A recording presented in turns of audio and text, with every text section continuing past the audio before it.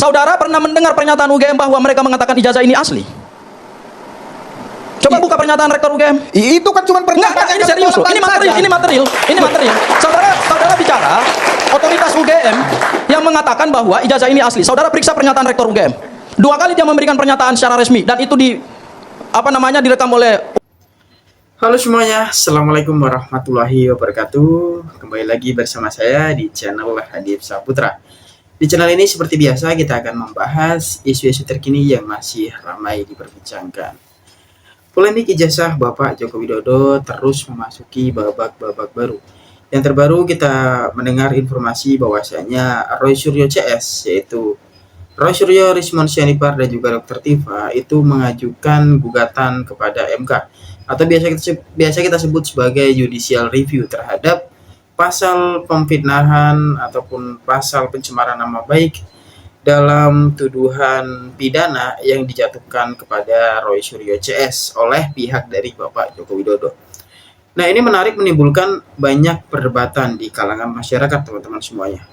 Baik dari masyarakat awam, masyarakat yang membela kubu dari Bapak Joko Widodo, ataupun masyarakat yang membela kubu dari Roy Suryo CS. Beberapa perdebatan ini akhirnya menimbulkan kesimpulan-kesimpulan baru yang juga menimbulkan berbagai pertanyaan-pertanyaan baru. Seperti biasa teman-teman semuanya, kita akan kembali menonton beberapa cuplikan video yang akan membuka mata kita semuanya terhadap polemik-polemik yang saat ini sedang ramai diperbincangkan. Baik teman-teman semuanya, tanpa berlama-lama kita akan melanjutkan video berikut ini. UGM, Anda nggak pernah mengatakan bahwa ijazah ini asli? Yang disampaikan UGM itu adalah Pak Jokowi lulusan UGM, kuliah di UGM masuk 80, kemudian tahun 85 selesai. Ada 2 pernyataan yang juga kontradiksi. Ada yang rektor UGM sendiri kan membuat pernyataan yang sering blunder gitu loh. Dan dia tidak pernah mengatakan bahwa ijazah itu asli yang dipegang oleh Pak Jokowi. Beliau hanya mengatakan begini. Coba putar semua rekaman UGM ulang. Beliau mengatakan bahwa ijazah yang dipegang Pak Joko Widodo adalah tanggung jawabnya Pak Joko Widodo. Yang diduga palsu itu, kalau Anda memahami ketentuan hukum pidana terkait dengan pemalsuan dokumen yang diatur dalam pasal 263 ayat 1 dan ayat 2, Anda harus pahami. Ayat 1. Suatu dokumen asli dibuat palsunya. Bisa saja orang itu kemudian pernah lulus dari satu universitas, bisa. Tetapi dokumennya dia palsukan dari yang asli. Baca ketentuan 263 ayat 1. 263 ayat 2 memang menggunakan suatu dokumen palsu. Palsu itu artinya adalah ada dokumen asli kemudian dibuat palsunya. UGM tidak pernah memeriksa ijazah Pak Joko Widodo. UGM tidak pernah melihat ijazah Pak Joko Widodo. Semua otoritas, ya, saya katakan kepada Anda ya, karena Anda nggak pernah mengikuti proses hukum ini. Di Komisi Informasi Pusat, kami tanya, dan saya adalah kuasa hukum yang melakukan permohonan terhadap KIP. Itu saya tanya pihak KPU, pernah nggak saudara lihat ijazah asli Pak Joko Widodo? Nggak pernah. Pernah nggak saudara melakukan autentikasi terhadap ijazah Pak Joko Widodo? Nggak pernah. Jadi saudara bagaimana mau mempercaya otoritas? Otoritas bilang aja bahwa mereka nggak pernah percaya, nggak pernah melihat, nggak pernah melihat ijazah Pak Joko Widodo. Yang mereka percaya itu adalah dokumen fotokopi ijazah yang dilegalisir. Begitu dilegalisir diserahkan kepada KPU, KPU mengatakan bahwa ya sudah, karena sudah dilegalisir oleh KPU, oleh UGM, ya sudah mereka percaya. Tapi pada saat kami kejar dengan undang-undang kearsipan, di mana suatu dokumen itu mau diarsipkan dalam arsip negara, maka harus dilakukan autentikasi antara fotokopi dengan asli, dan mereka nggak pernah melakukan itu. Baik teman-teman semuanya, itu dia salah satu statement ya yang dikeluarkan oleh Abdul Ghafur Sangaji, kuasa hukum dari Roy Suryo CS, yang mengatakan bahwasanya Universitas Gadjah Mada tidak pernah mengatakan bahwa ijazah tersebut asli. Namun Universitas Gadjah Mada mengatakan bahwa ijazah tersebut merupakan tanggung jawab dari Bapak Joko Widodo.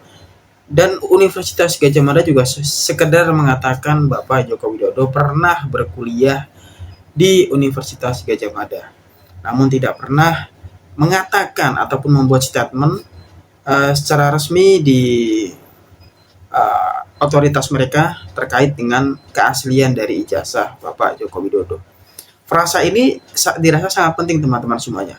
Dalam sudut pandang hukum, frasa setiap kata oleh otoritas dalam setiap statement resmi adalah digunakan sebagai uji material dalam setiap perkara. Maka sangat penting dan sangat perlu diperhatikan setiap frasa yang dikeluarkan dalam pernyataan resmi suatu otoritas.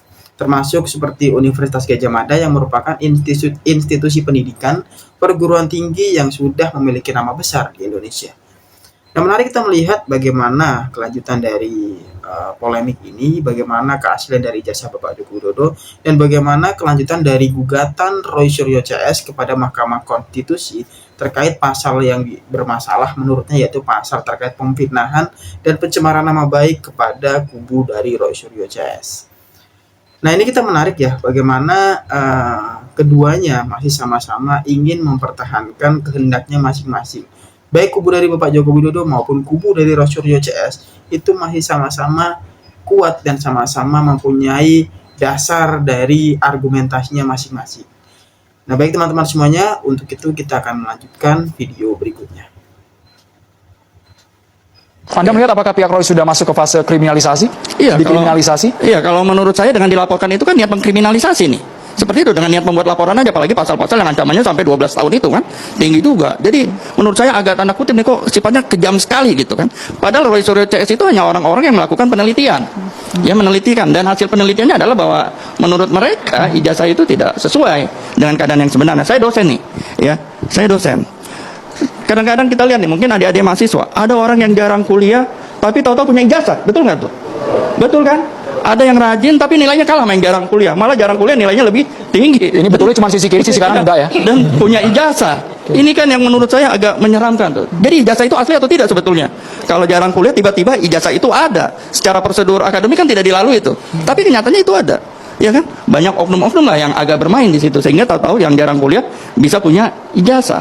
Nah, hal-hal yang seperti inilah yang menurut saya, ya, terlepas nih kalau ijazah tadi misalnya ada yang dibuat, ada yang tadi dipalsukan menurut Bang Sangaji itu, ya, pasal 263 ayat itu, dan ada juga yang seperti itu secara akademis tidak lolos prosedur tuh, tapi tahu-tahu punya ijazah. Nah, kita tidak tahu nih beliau itu seperti apa.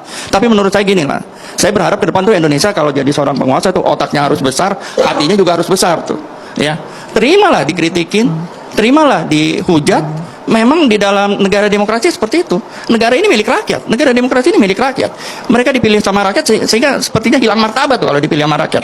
Mereka harus bekerja untuk rakyat. Seperti itu. Sehingga menurut saya tidak pantas nih kalau penguasa undang-undang sebagai produk politik dibuat untuk memenjarakan nih. Menurut saya tidak cocok. Baik teman-teman semuanya, itu juga ada statement sedikit ya yang sedikit menyinggung bagaimana ada unsur kriminalisasi terhadap para peneliti, yaitu Roy Suryo dan kawan-kawan. Kriminalisasi ini dilakukan bahwa berdasarkan pada tuduhan pemfitnahan ataupun pencemaran nama baik yang dilakukan oleh Roy Suryo dan kawan-kawan yang dinilai mencemarkan nama baik Bapak Joko Widodo. Dan kita melihat bagaimana fenomena di Indonesia bahwa ijazah saat ini sangat mudah untuk dipalsukan ataupun didaur ulang.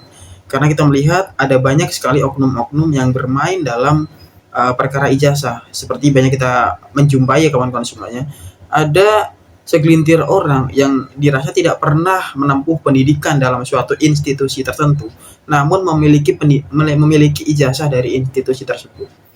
Nah, maraknya praktek-praktek seperti inilah yang menyebabkan hal tersebut akhirnya menjadi hal yang dinormalisasikan seiring berjalannya zaman. Nah, kita juga perlu menggarisbawahi di kasus polemik ijazah Bapak Joko Widodo, bukan perkara ijazahnya yang sebetulnya kita permasalahkan dan semakin membesar ke ranah pidana. Namun kita melihat bagaimana transparansi dari seorang pejabat publik sekelas presiden, yaitu pada saat itu ketika kita melihat bagaimana polemik ini mulai berjalan pada tahun 2022, di mana saat itu adalah Bapak Joko Widodo menjabat sebagai Presiden ke-7 Republik Indonesia. Posisi beliau sebagai presiden haruslah menjadi pejabat publik yang memang informasinya harus terbuka bagi publik. Transparansinya harus jelas dan juga publik memang layak untuk mengetahui, rakyat layak mengetahui karena rakyatlah yang memilih beliau. Nah, akhirnya permasalahan ini pun yang tadinya dimulai oleh Bambang Tri ya, yang awalnya sudah dipenjarakan karena mempermasalahkan ijazah dari Bapak Joko Widodo, berlanjut sampai saat ini yang kemudian semakin membesar, semakin kompleks terhadap peneliti RRT, Roy Suryo, Rismon Sianipar, dan juga Dr. Tifa. Nah, kita menarik ya, bagaimana transparansi ini begitu penting teman-teman semuanya. Bagaimana jika kita melihat transparansi telah dilakukan, ijazah ditunjukkan, baik itu asli ataupun tidak, maka masalahnya tidak akan semakin melebar, masalahnya tidak akan kemana-mana. Nah, ini yang kita sangat sayangkan, bagaimana Bapak Joko Widodo sekelas seperti beliau yang merupakan Presiden ke-7 Republik Indonesia tidak mampu mengajarkan transparansi kepada para rakyatnya. Nah, ini sangat disayangkan dan kita sangat berharap polemik ijazah ini akan segera selesai dan akan segera terbongkar bagaimana wujud asli dari ijazah tersebut dan seperti apa wujud tanggung jawab dari beberapa pihak yang telah mempermasalahkan persoalan ini. Baik teman-teman semuanya, kita akan kembali melanjutkan videonya. Seorang pemohon bisa mendalilkan dan menguraikan apa yang disebut dengan kerugian konstitusional. Secara konkret yang mana Pak disebutkan? Kerugian konstitusional yang didalilkan ini adalah berkaitan dengan penerapan pasal-pasal, dan pasal-pasal ini perlu diuji kembali di Mahkamah Konstitusi supaya ada kepastian hukum, yaitu berkaitan dengan misalnya satu, pasal pencemaran nama baik yang sekarang menjadi pasal 433 dan 434. Dahulunya itu pasal 310, 311, sekarang di KUHP baru diubah menjadi pasal 433 dan 434. Nah, ada satu norma hukum yang tidak diperhatikan oleh penyidik Polda Metro Jaya, yaitu di pasal 433 ayat 3. Ketika suatu pencemaran nama baik itu dilakukan untuk kepentingan umum dan dilakukan demi pembelaan diri, maka berdasarkan kaidah pasal 433 ayat 3 itu tidak bisa diminta pertanggungjawaban pidana. Jadi pasal 433 ayat 3 itu sebetulnya telah mengunci bahwa sesuatu perbuatan yang dilakukan untuk kepentingan umum dan untuk kepentingan pembelaan diri tidak bisa disebut sebagai pencemaran nama baik. Sayangnya KUHP kita di pasal 433 itu tidak memberikan penjelasan yang konkret apa yang dimaksud dengan kepentingan umum. Karena penyidik Polda Metro Jaya tidak memberikan penafsiran dan tidak memperhatikan tafsir terhadap kepentingan umum yang dimaksud dalam pasal 433 sebagai pengecualian pertanggungjawaban pidana itu, maka kemudian Mas Roy meminta supaya di Mahkamah Konstitusi itu bisa dilakukan penafsiran secara konstitusional bersyarat. Jadi pemohon mempunyai kepentingan untuk meminta supaya MK bisa memberikan satu penafsiran yang lebih komprehensif, karena di sanalah adalah harapan kita terakhir untuk meminta supaya undang-undang yang dijadikan sebagai dasar penetapan tersangka yaitu KUHP itu bisa ditafsirkan secara konstitusional dan kemudian MK bisa memberikan batas-batas apa yang dimaksud dengan kepentingan umum. Dan itu yang kami minta. Pihak Roy menilai bahwa ijazah Pak Jokowi merupakan dokumen yang harusnya menjadi konsumsi kepentingan umum. Ya, karena kenapa? Awalnya adalah kita berangkat dari case. Ijazah Pak Jokowi ini dipersoalkan pertama kali oleh Bambang Tri di Gus Nur, dan kemudian mereka dipidana.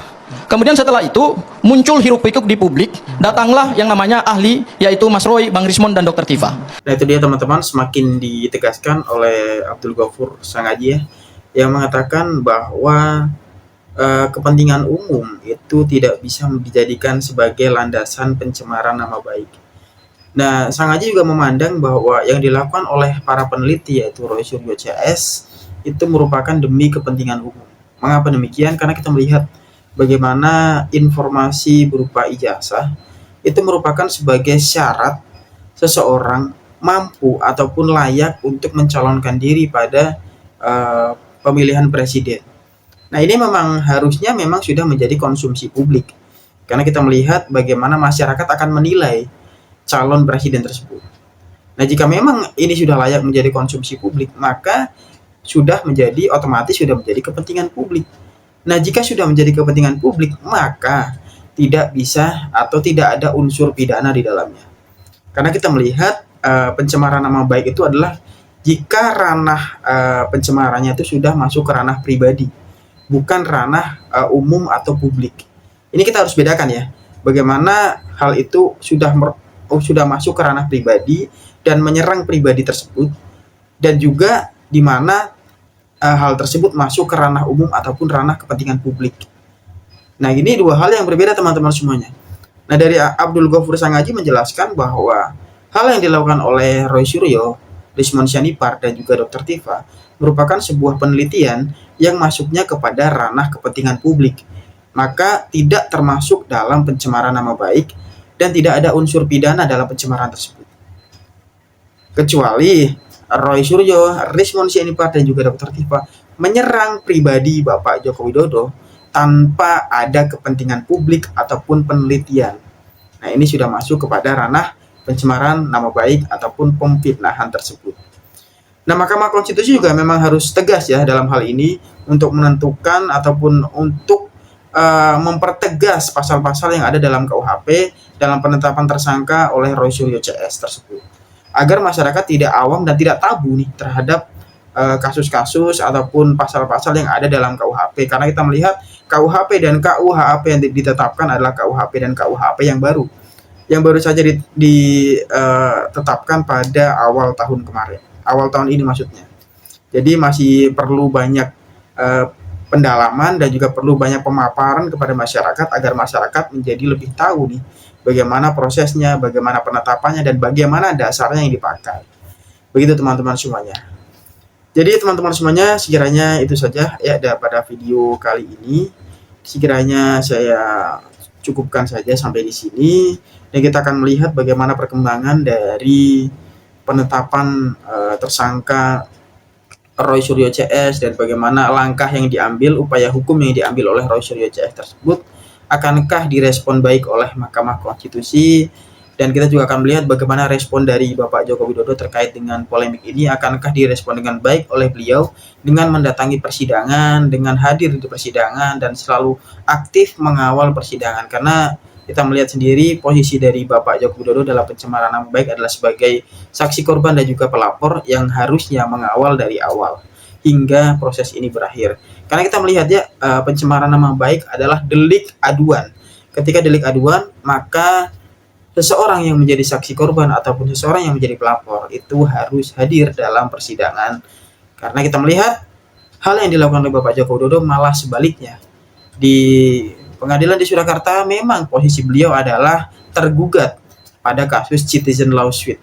Namun saat ini di kasus pidana oleh pencemaran nama baik, posisi beliau sebaliknya.